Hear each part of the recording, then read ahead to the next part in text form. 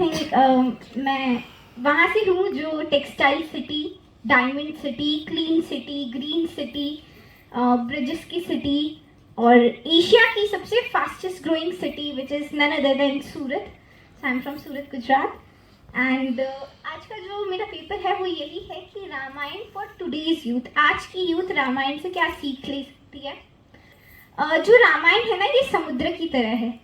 कई लोग इसमें अपने पैर गीले कर कर आ जाते हैं, कई लोग इसमें से मछली लेकर आ जाते हैं, पर कुछ बड़े एडवेंचरस लोग होते हैं जो इसमें से मोती लेकर आते हैं.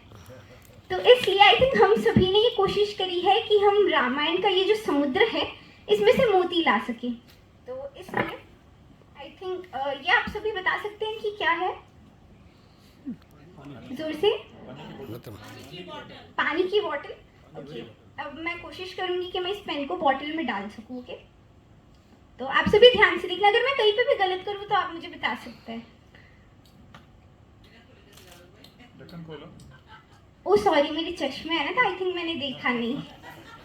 तो अगर मैं कोशिश करूं ऐसे ये पेन डालने की तो वो नहीं डलेगा. हमें ये जो ढक्कन है इसे खोलना पड़ेगा.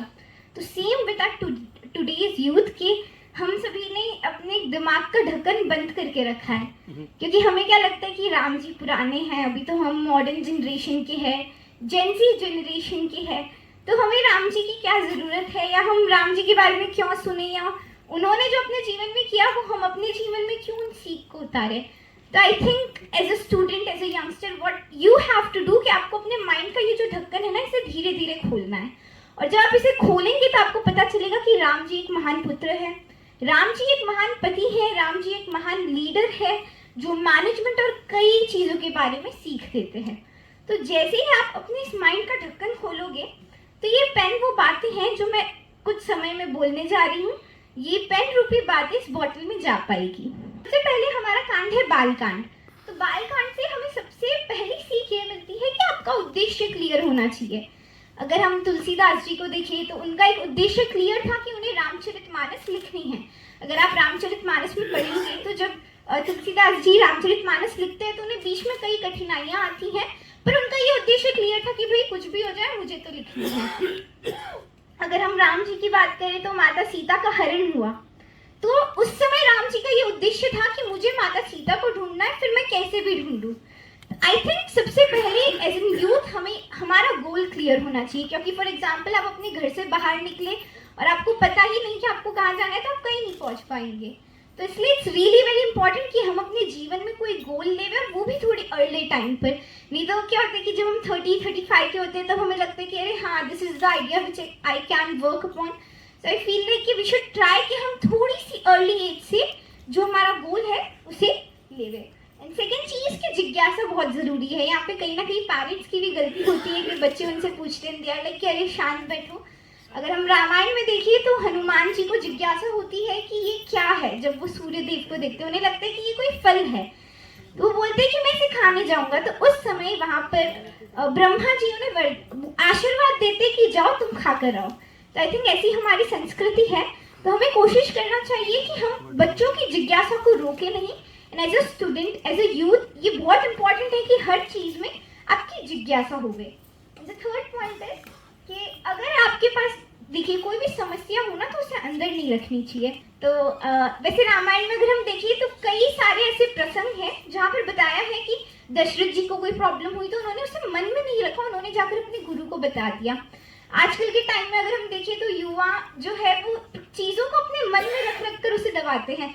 आई थिंक आप सबके टाइम में जो ये स्ट्रेस वर्ड था ये सिर्फ फिजिक्स में ही आता था, पर आई थिंक अभी हर दूसरे इंसान को एंजाइटी अटैक, पैनिक अटैक, ये सब क्यों हो रहा है, क्योंकि हम बातों को अपने अंदर दबा कर रखते हैं. तो ये बहुत इंपॉर्टेंट है कि आपके अंदर कोई भी बात चल रही है ना, आप उसे तुरंत जाकर अपने पेरेंट्स, टीचर्स या आपके कोई फ्रेंड्स को जाकर बताएं, जिससे आपको आगे जाकर कोई डिप्रेशन या कोई वैसी चीज़ ना हुए. अब है अयोध्या कांड.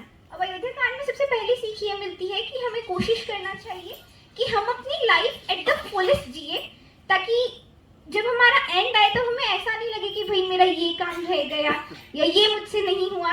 जैसे महाराज दशरथ को अगर हम देखें तो उन्होंने भी अपनी लाइफ एट द फुलेस्ट जी, कोई भी मन में शंका नहीं रही. तो हमें कोशिश करनी चाहिए कि हम हमारी लाइफ एट द फुलेस्ट जिए। दूसरी, अच्छी संगत में रहें। आई थिंक यहाँ पे कई सारे वक्ता हैं जिन्होंने ये बात कही कि हमें अच्छी संगत में रहना चाहिए, पर अच्छी संगत में रहना क्यों जरूरी है वो मैं आपको बताना चाहती हूँ। आपको ये स्क्रीन पे क्या दिख रहा है? जोर से। 13 और बी और 1 3 और कुछ, सॉरी 3 1, कुछ आपको और कुछ दिख रहा है स्क्रीन में? कान 2 है? नहीं, जो 1 और 3 है उसके अंदर और क्या दिख रहा है? धनुष, रेड कलर। तो अभी हम सब बहुत कंफ्यूज है कि ये 1 3 है, बी है, धनुष है, 2 आंखें हैं। अब बताइए कि अब ये क्या है? जोर से। नहीं, बीच में क्या है जो रेड वाला पोर्शन? नहीं, आसपास ए और सी है तो बीच में क्या होगा?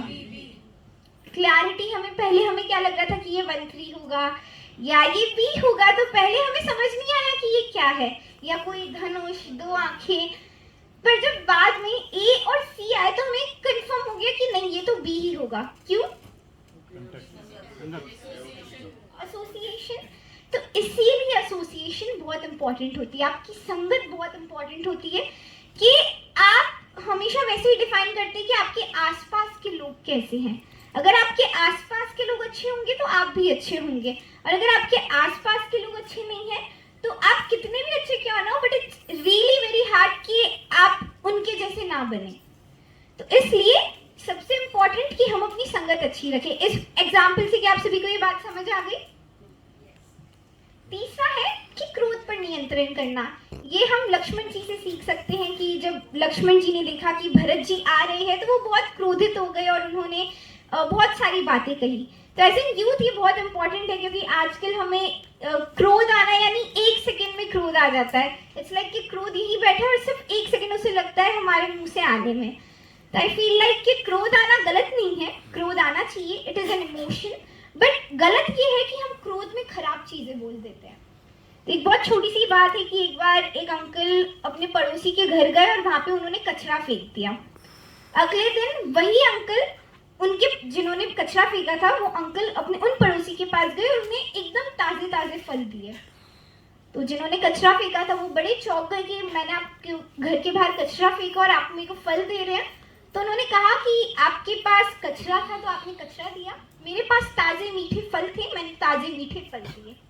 आई थिंक ये बहुत इंपॉर्टेंट है कि हमारे अंदर जो होगा वही हम बाहर निकालेंगे। अगर हमारे अंदर प्रेम होगा तो वही बाहर निकलेगा, अगर हमारे अंदर क्रोध होगा तो वही बाहर निकलेगा। चौथी चीज हम ये सीख सकते हैं अयोध्या कांड से कि event plus response equals to outcome. यानी राम जी के साथ एक इवेंट हुआ, उन्हें जाना है वन में, उनका रिस्पॉन्स क्या था उस पर? ठीक है, उन्होंने उसे पॉजिटिवली सोचा कि मेरे को वन का राजा बना दिया, उन्होंने उसे पॉजिटिवली सोचा तो उनका आउटकम भी बहुत अच्छा आया। तो एज एन यूथ ऑल्सो हमारे पास फॉर एग्जाम्पल एक इवेंट है कि हमारी एग्जाम है, तो उसका रिस्पॉन्स मतलब अगर हम अच्छे से पढ़ाई करेंगे तो उसका आउटकम भी अच्छा ही आएगा।